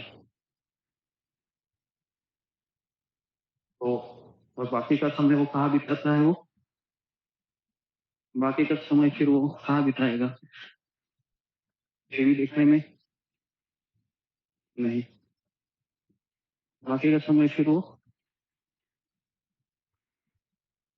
माला करने में, भागवत सुनने में,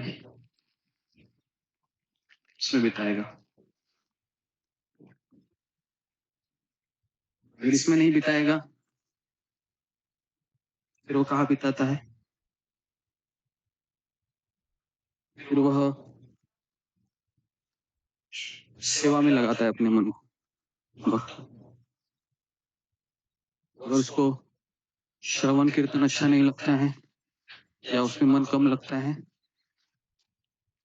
तो सेवा में लगाता है अपने मन को।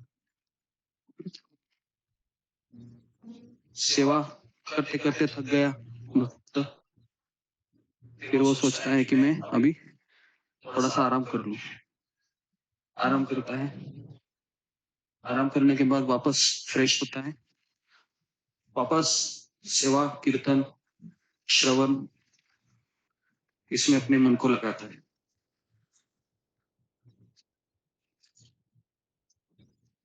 इसके लिए उसको भक्तों का संग चाहिए। साधु संग सर्व शास्त्र करे, लव मात्र साधु संग सर्व सिद्धि को। तो हमारे लिए इस चीज को समझना बहुत जरूरी है ना। लव मात्र का अर्थ है बहुत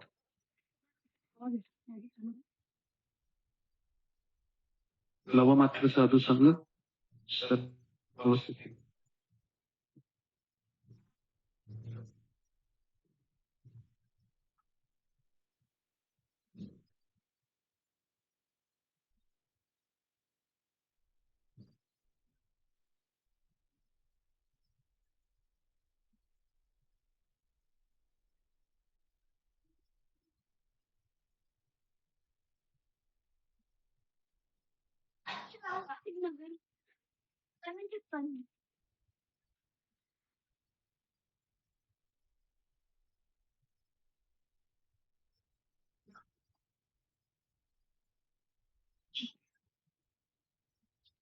और मुझे बताएगा अभी मैंने क्या बताया आत्म संरक्षण के बारे में। फिंगर को रेस कीजिए। क्या है?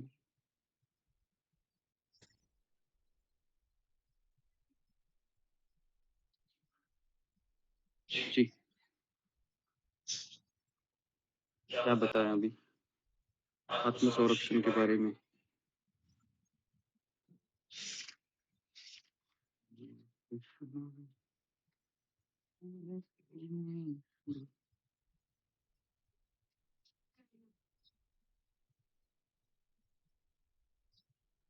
आत्म संरक्षण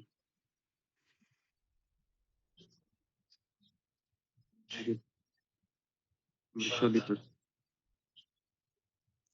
कृष्ण गुरु जी, दंडवत प्रणाम। सभी भक्तों को दंडवत प्रणाम। मुझे आपने बताया कि एक भक्त और एक अभक्त भी अपने शरीर का ख्याल रखता है, तो इनमें क्या फर्क है ये बताया आपने। और एक भक्त को अपने शरीर का क्यों ख्याल रखना चाहिए। तो एक भक्त और अच्छे से भक्ति अच्छे से कर पाए, इसलिए उसको अपने शरीर का ख्याल रखना चाहिए। क्योंकि अगर भगवान ने हमें शरीर एक यंत्र के रूप में दिया है आत्मा को, कि वो अच्छे से भक्ति करके वो से भगवत धाम आ सके। और एक भक्त होता है, वो अपने शरीर का इसलिए ख्याल रखता है कि वो ज्यादा से ज्यादा इंद्रिय तृप्ति में इंद्रिय तृप्ति अपने ज्यादा से ज्यादा उस शरीर से कर पाए, इसलिए वो अपने शरीर का ख्याल रखता है। हरे कृष्ण गुरु जी, कोई भूल हो गई हो तो क्षमा कीजिए। नेक्स्ट जुम्मा गोराई। इसके अलावा मैंने क्या कहा।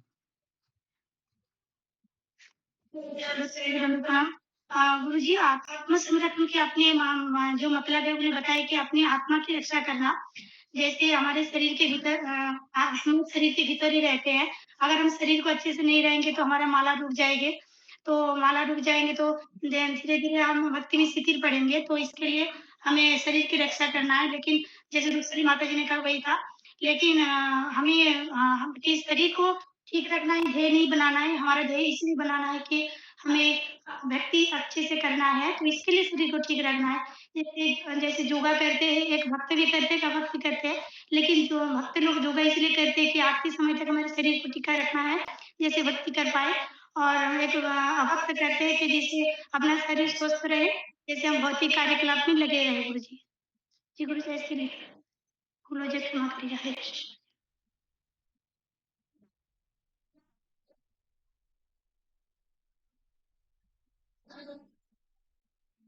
म्यूट है आप। म्यूट है। सॉरी। जीवन का लक्ष्य है वह शारीरिक स्वास्थ्य नहीं है। जीवन का लक्ष्य यह है कि वह मेरी भक्ति के लिए उस मेरा शरीर का अच्छा सा रखना जरूरी है। मनुष्य के कर्मों का इसके अतिरिक्त अन्य कोई लक्ष्य नहीं होना चाहिए। लक्ष्य लक्ष्य का अर्थ है ध्येय। कई लोग ध्येय बना देते हैं कि परिवार ही में ही रहना है, बस यही रहेगा तो मैं सेफ रहूँ। खास करके स्त्री का एक रहता है कि हाँ मेरी सुरक्षा यहीं पर है, तो मुझे सुरक्षा का देखना है, तो फिर वह अपनी भक्ति को कॉम्प्रोमाइज करना पड़ता है उनको, है ना? लेकिन कुछ लेडीज होते हैं वह सोचते हैं कि नहीं, जब जब मुझे समय मिलेगा मैं करूंगी, करूंगा इस तरीके से। पुरुष तो आसानी से भक्ति कर लेता है, क्योंकि लेकिन पुरुष के ऊपर अगर कर्जे का टेंशन रहेगा, कर्जे का बोझा रहेगा ना, तो फिर वो नहीं कर सकता। मैंने कई लोगों को देखा है, भक्तों को लोन इतना रहता है ना।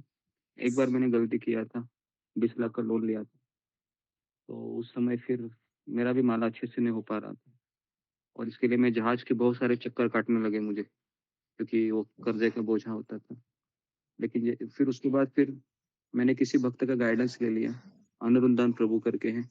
उन्होंने कहा कि जिंदगी में कर्जा मत ले लो, भाड़ के घर में रहो, कर्जा मत ले लो, किसको दिखाना है। तो मुझे अच्छा लगा ये पॉइंट। हाँ बराबर बोल रहे हो प्रभु जी आप, मैं किसको दिखाना चाहता हूँ कि मेरे पास फ्लैट है, ये है वो है। तो फिर मेरा भक्ति बहुत अच्छा हो गया। अभी भी मैं रेंट में ही रह रहा हूँ, ऐसा नहीं मेरा खुद का घर है, रेंट पे रह रहा हूँ, कोई बात नहीं है ना। वैसे भी यहाँ पर कोई जंगल में तो यहाँ पर इधर फ्लैट वगैरह कुछ है नहीं, सब जगह पर केवल पेड़ पौधे ही दिखते हैं। तो हमें तो भक्ति करनी है, भक्ति करेंगे, और भक्ति करते करते अगर फ्लैट भी बना, किसको दिखाना है। प्रॉब्लम क्या है, मनुष्य जन्म में दिखाने में ही ज्यादा समय जाता है ना। क्या अशोक चावला प्रभु, क्या राय है जी आपकी? गुरु जी, जी गुरु जी। दिखाने में ज्यादा समय जाता है ना। उसके लिए पैसा खर्च करते हैं लोग, सारा मेहनत करते हैं। हाँ, बहुत मेहनत उसी में करते हैं, दिखाने में। मेरे पास 2 व्हीलर है, मेरे पास 4 व्हीलर है, मेरे पास 1 BHK है, मेरे पास 2 BHK है, इसी में समय जाता है उनको, है ना, बराबर है। और किसी के पास फिर आपने मान लो 2 BHK ले लिया, और किसी के पास 3 BHK है, तो आप सोचोगे नहीं अभी हम 3 BHK लेंगे और कर्जा लेना है।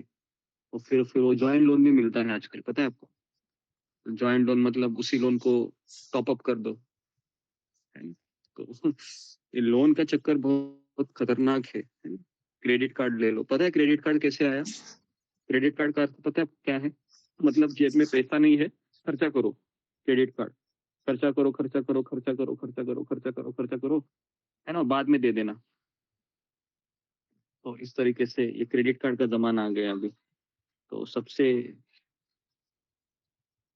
बहुत डेंजरस चीज है ये, क्रेडिट कार्ड बिल्कुल नहीं लेने का। मुझे बहुत लोगों के कॉल आए थे बैंक से, पता है बैंक वाले काम करते हैं कि आपको हम बैंक की तरफ से एक नया ऑफर दिया जाता है, आते हैं ऐसे कॉल, आपको क्रेडिट कार्ड मिला जा रहा है, बिल्कुल फ्री है, कोई चार्जेस नहीं है, ले लीजिए, है ना। अगर आप इससे शॉपिंग करेंगे 5% डिस्काउंट मिलेगा आपको, है ना, लालच भी दिखा देते हैं। और कोई बेचारा ऐसा व्यक्ति है जिसको पता नहीं है, ले लेता है, और एक बार क्रेडिट कार्ड आ गया, फिर आप क्या करते हैं, शॉपिंग पे शॉपिंग, शॉपिंग पे शॉपिंग, शॉपिंग पे शॉपिंग। बाप रे, कितना है, होगा 50,000 हो गया, बाप रे। अभी क्या करे, अभी कुछ नहीं करना है, पैसे लेना है और भरते रहना है 50,000, बराबर है। देखो, है ना, फंस गया है ना वो क्रेडिट कार्ड के चक्कर में। तो क्रेडिट कार्ड है ये सब, इसको बंद कीजिए, ये सब चीजें सिंपल रही है ना। क्रेडिट कार्ड, लोन, इस चक्कर में अगर भक्त अंदर घुस जाएगा, कुछ नहीं मिलेगा उसको, केवल निराशा मिलेगी, है ना। चाणक्य पंडित कहते हैं कि संसार में वही व्यक्ति सुखी है जिसके पास ऊपर कर्जा नहीं है। मैं इसलिए बोल रहा हूँ क्योंकि यहाँ पर एक टॉपिक आया है, आत्म संरक्षण। आत्म संरक्षण का अर्थ है कि जिससे मैं भक्ति अच्छे से करूँ। कर्जा लेने वाला व्यक्ति हमेशा दुखी रहता है ना। मुझे याद है कि मैं जब पालघर में रहता था 3-4 साल पहले, तो वहां पर हमारा पड़ोसी था, तो उसने क्या किया था, उसने लोन लिया था, लेकिन लोन चुकने के लिए उसके पास पैसे नहीं थे, तो बैंक वाले लोग आते थे उसके पास, है ना, पैसे मांगने के लिए। और ये इतना जोर जोर से चिल्लाता था बैंक वालों को ऊपर ही कि दे दूंगा ना, अभी क्या है, कहाँ भाग के जा रहे हैं, हमारा फ्लैट तो आपके पास ही है।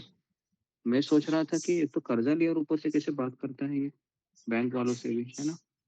तो व्यक्ति एकदम ही अजीब हो जाता है, पैसा लिया है और ऊपर चुकाने से वो बैंक वालों को गाली देता रहता था, है ना। हम 1 साल 2 साल रहे वहां पर, और हर महीने वहां पर वो बैंक वाले आते थे, कहते थे कि तुम क्यों नहीं भर रहा है, क्यों नहीं भर रहा है। कितना बुरा जीवन है उसका। और जैसे बैंक वाले चले जाते थे ना, सारे पड़ोसी वो सुनते थे, कहते थे, और अजीब तरीके से उसको देखते थे। तो मैं वापस कह रहा हूँ कि कभी लोन मत लीजिए, कभी कर्जा मत लीजिए, है ना। अच्छे से शांत, पैसा नहीं है कोई बात नहीं है, पैसा होना ही चाहिए इतना भी जरूरी नहीं है ना। रोटी के लिए पता है ना कितना मैक्सिमम 40 रुपए केजी गेहूं होता है, और 55-50 रुपए केजी चावल होते हैं, बराबर है। सब्जी भी आजकल मिल जाती है। हम कोटा में थे, कोटा में तो हम देख रहा था कि 6 रुपए किलो आलू मिल रहे थे, है ना। उधर टमाटर भी 15 से 20 रुपए केजी मिल रहे। तो मैंने सोचा कि आदमी जी सकता है। आवाज आ रहा है मेरा सबको? नहीं आ रहा है? हो रहा है गुरुजी? जी गुरुजी। ओके। ओके, तो इसके लिए सब्जियां भी बहुत सस्ती होती हैं। तो क्यों लेकिन हम फिर इतना कर्जा लेते हैं? क्योंकि लग्जरियस लाइफ जीना है। हीटर लगाना है घर में, पैसा लगेगा। एसी लगाना है, पैसा लगेगा। 4 व्हीलर लाना है, पैसा लगेगा। 2 व्हीलर लाना है, पैसा लगेगा। फिर घर में कुछ इंटीरियर करना है, पैसा लगेगा। फिर पैसा फालतू चीजों के लिए लगता है। तो आप बोलोगे कि ये नहीं करना है, करिए ना, लेकिन लोन लेके मत कीजिए। करिए, मैं ये नहीं बोल रहा हूँ मत कीजिए, लेकिन कर्जा लेके मत कीजिए। पैसा आने के बाद कीजिए। दिवाली आ रही है, दसरा आ रही है, कर्जा ले लो बैंक से। क्यों? अरे मेरे घर में लोग आएंगे ना, तो घर चमकना चाहिए, कर्जा लेते हैं। और फिर लोग चले जाते हैं, सोचते हैं कि बाप रे बहुत कर्जा हो गया, अभी लोन ले लिया, क्या करेंगे अभी? चलो करो एक्स्ट्रा, फिर करने लगते हैं, है ना। डबल ड्यूटी करेंगे, 3 ड्यूटी करेंगे। तो इसके लिए हर एक गृहस्थ को ना गाइडेंस होना जरूरी है, अगर वो भक्ति करना चाहता है तो। भक्ति करना चाहता है तो ऐसा नहीं कि मैं माला करूंगा और अपनी मर्जी से जीऊंगा, ऐसा नहीं होता। उसको पता होना चाहिए कि क्या करने से मेरी भक्ति नष्ट हो सकती है, क्या नहीं करने से। ये प्लस माइनस पता हो गए तो वो लाइफ लॉन्ग चलता रहता है। प्लस माइनस पता नहीं है, फिर वह बीच में ही दम तोड़ देता है। ओके, ठीक है, तो यहाँ पर मैं रुकता हूँ। तो बहुत सारी चीजें मैंने आज बता दी आप लोगों को। तो कल हम तात्पर्य इसका कवर करेंगे। किसी कुछ प्रश्न है तो फिंगर को रेज कीजिए, अगर कुछ क्वेश्चन है आपके टॉपिक के ऊपर। ठीक, सुमिता सिन्हा। हरे कृष्णा गुरु जी, दंडवत प्रणाम। सभी भक्तों को दंडवत प्रणाम। गुरु जी, आज के टॉपिक पे तो नहीं, एक क्वेश्चन है, पूछ लो क्या? पूछ लो। ये गुरु जी, जैसे कि आपने तो बहुत बार बताया कि जैसे भगवान क्या होते हैं, भगवान जी का डेफिनेशन, लेकिन ना वो चीजें जैसे दूसरों को बताते तो समझ में नहीं आता उनको। जैसे कि जो हम ये बताते हैं कि जैसे भगवान होते हैं कि जैसे जो कि गोलोक वृंदावन में जिनका घर है, जिनकी माता का नाम यशोदा मैया है, इस तरीके से। लेकिन वो ये जानना चाहते हैं कि आखिर जब जब सृष्टि का निर्माण हुआ पहले, जब तो कोई ना कोई तो व्यक्ति मतलब क्या क्या था, जब शून्य था सृष्टि, तो उस समय क्या था? वो कैसे आ गए? कृष्ण भगवान कैसे आए? उसके बाद तो समझ में आया कि सारी चीजें समझ में आ रही है कि राधा रानी आए, फिर बलराम जी आए, वैसे सब कुछ समझ में आ रहा है। लेकिन कृष्ण भगवान कौन है एग्जैक्टली, वो समझ में नहीं आता है ना, तो हम लोग एक्सप्लेन कर पाते हैं, तो वहीं पे फंस जाते हैं गुरु जी। तो वो बता दीजिए गुरु जी। हरे कृष्ण गुरु जी। और शून्य, देखिए शून्य से सृष्टि की निर्मित नहीं हुई है। पहले तो उनको ये कहने का है ना, शून्य से सृष्टि की निर्मित नहीं होती। शून्यवाद नहीं हमारा तो ये क्या बोलते हैं, हम तो सनातन धर्म है हमारा। तो सनातन धर्म में सबसे ओरिजिनल पुरुष कृष्ण है। तो बोलेंगे कि कृष्ण के पहले भी तो कोई था, तो फिर उनको कहने का नहीं, कृष्ण के पहले कोई नहीं थे, तो फिर कृष्ण कहाँ से आए? तो बोले कृष्ण कहाँ से आए नहीं है, कृष्ण पहले से ही थे। इस चीज से शुरू करना, समझ में आ रहा है? वो लोग तुमको 10 प्रश्न पूछेंगे कि कृष्ण के को तो किसी ने बनाया है। बोले नहीं, कृष्ण को किसी ने बनाया नहीं है, इसके लिए वो भगवान है। अगर कृष्ण को किसी ने बनाया होता तो वो चीज भगवान होती ना। समझ में आ रहा है? अगर कृष्ण को किसी ने बनाया होगा तो वो चीज भगवान होती।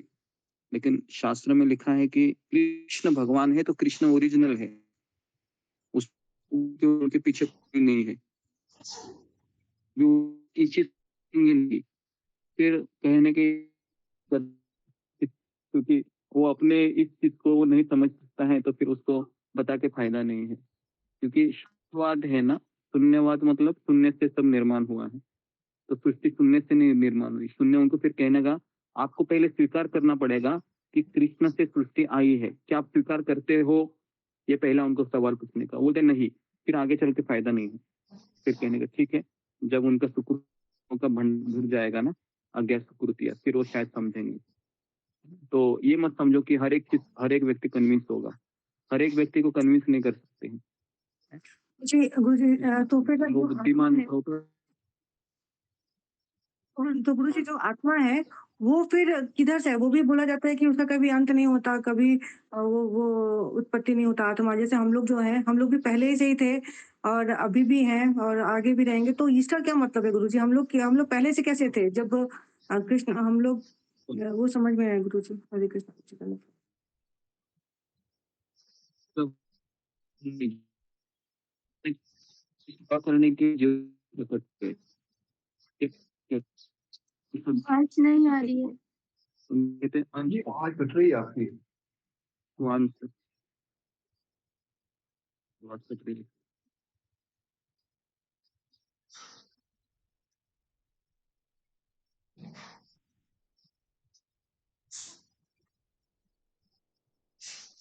ठीक है, कैमरा ऑफ रखते हैं तो इसके लिए मुझे समझ में नहीं आता। अभी आ रही है आवाज। ओके, देखिए जब भगवान का जन्म हुआ ना, मतलब भगवान का जन्म नहीं हुआ, भगवान जब प्रकट हो गए तो भगवान के साथ कई सारे जीवात्माएं भी प्रकट हो गई साइमल्टेनियसली। जैसे समुंदर है, समुंदर के बूंदे भी है उसमें, है क्या नहीं है बताइए? समुंदर है तो समुंदर के बूंदे है, अग्नि है तो अग्नि की चिंगारियां भी है साथ साथ, तो साथ साथ प्रकट हो गए सब, है ना। लेकिन भगवान विभु है, हम अनु है, इतना फर्क है। भगवान है वो स्वराट है और हम सूक्ष्म है, तो हमारे भीतर वही है। तो इसके लिए हम भगवान नहीं बन सकते हैं, हम भगवान के सेवक है ना। तो इसको समझने के लिए पहले तो हमें ये उदाहरण याद आने चाहिए। समुंदर है, अग्नि है ना, फिर अनु है, विभु है, ये सारे शब्द भी हमको पता होने। ठीक है, जी धन्यवाद गुरुजी। हरे कृष्ण। वो शब्द हरे कृष्णा गुरुजी, दंडवत प्रणाम। सभी भक्तों को दंडवत प्रणाम। गुरुजी 10वें श्लोक के तात्पर्य में प्रभुपाद जी ने ये लिखा है कि मोक्ष में भी वही इंद्रिय तृप्ति की छाप की प्रधानता बढ़ती है। तो मेरा यह सवाल है कि मोक्ष में इंद्रिय तृप्ति की छाप कैसे बढ़ती है? क्या यहाँ प्रभुपाद जी जो हम मोक्ष प्राप्ति की इच्छा करते हैं ना, दुखों से हमें छुटकारा चाहिए, क्या इसको इंद्रिय तृप्ति कहते हैं? हाँ, दुखों से छुटकारा चाहिए या ब्रह्म ज्योति में प्रवेश करना है। प्रभुपाद का कहना है कि वो भी इंद्रिय तृप्ति है, क्योंकि दुखों से छुटकारा पाना और भगवान की सेवा में लगना, ये दो चीजें होती है। अगर हम भगवान की सेवा में लगना चाहते हैं और मुझे दुख भी मिले, तो भगवान उस दुखों को, भगवान का भक्त उस दुख को दुख नहीं मानता है। वो सोचता है कि ये मेरा परम सुख है, क्योंकि इससे मेरे कृष्ण को आनंद आ रहा है।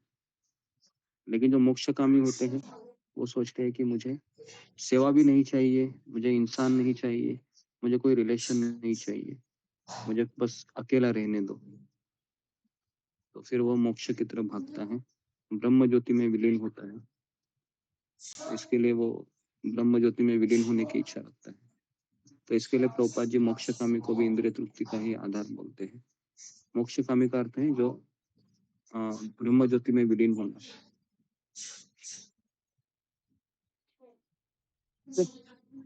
ठीक है, तो यहाँ पर मैं रुकता हूँ। किसी का और प्रश्न है? नमिता साहब। हैंड रख के आप नहीं गुरुजी। हरे गुरुजी प्रणाम। प्रश्न नेक्स्ट मीनाक्षी। हरे कृष्ण गुरुजी, दंडवत प्रणाम। सभी भक्तों को दंडवत प्रणाम। गुरुजी, जैसे आपने बताया कि जब हमारा शरीर अस्वस्थ होता है तो हम जो है अपनी साधना को अच्छे से नहीं कर पाते हैं। तो गुरुजी हम मतलब ऐसा तो है कि अभी हमारा शरीर अच्छा है, तो एक टाइम तो आएगा ही जब खराब होगा, और कभी कभी होता है कि मतलब मंथली या वीकली कुछ ना कुछ तो हो ही जाता है। तो उसके लिए हमें मतलब मेंटली और फिजिकली, मेंटली ज्यादातर कैसे इतना स्ट्रांग होना होगा कि मतलब हम उस समय अपनी साधना को, अपनी माला को अच्छे से कर पाए, चाहे हम, क्योंकि कभी कभी लेट के भी होता है तो भी नहीं हो पाती है, तो नींद आती है या इतना पेन होता है कि हमें लगता है कि नहीं छोड़ो बाद में करेंगे। तो उस समय हमें अपने मानसिक मतलब उसको स्तर को कैसे इतना मजबूत करना चाहिए कि हम उस टाइम पे भी माला कर पाए।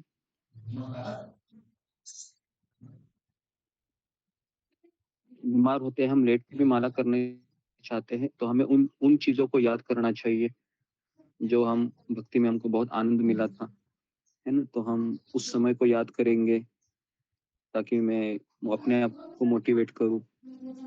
ये पहली चीज कर सकते हैं। दूसरी चीज कर सकते हैं कि हम प्रभुपाद जी की आवाज को लगाते लगाते फिर हम है ना, हम उनके पीछे पीछे हम बोले माला, ये भी कर सकते हैं, है ना? तो बीमारी में माला छूट भी जाती है तो भी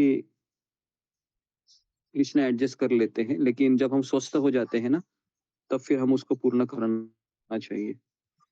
मान लो कि मैं अभी बीमार हूँ, बुखार हूँ, तो बुखारी में तो माला ही नहीं हो पाएगी, कैसे हो जाएगी? जैसे मुझे याद है कि जब मैंने कोरोना का टीका लिया था 3 साल पहले, 4 साल पहले, तो बहुत तेज बुखार आया था। इतना बुखार आया था कि समझ में नहीं आ रहा था अभी क्या करूँ, क्या नहीं, है ना? ऐसे ही लेटा था और माला माला भी ऐसे ही पकड़ी थी, लेकिन माला भी खींची नहीं जा रही, ऐसी अवस्था थी। लेकिन अगले दिन जब बुखार चला गया तो फिर हम माला को कवर किए। ये एकदम एक्सट्रीम चीज़ों में हम कर सकते हैं।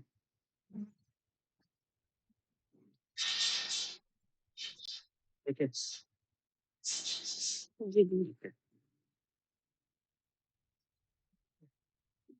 ठीक है, तो यहाँ पर मैं रुकता हूँ। आप सबका बहुत-बहुत धन्यवाद। श्रील प्रभुपाद की जय। गुरुदेव की जय। जय